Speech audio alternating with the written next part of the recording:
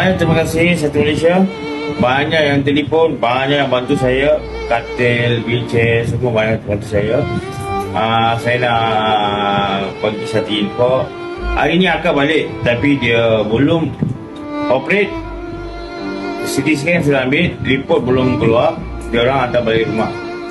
Saya banyak yang melawat rumah saya.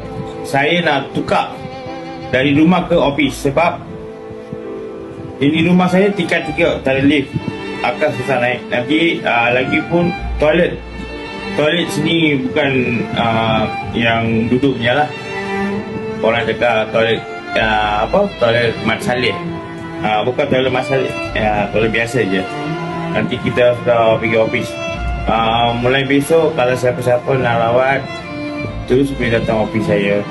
Thank you, banyak terima kasih. Nanti saya akan update bila sudah sampai. Banyak terima kasih. Satu Malaysia.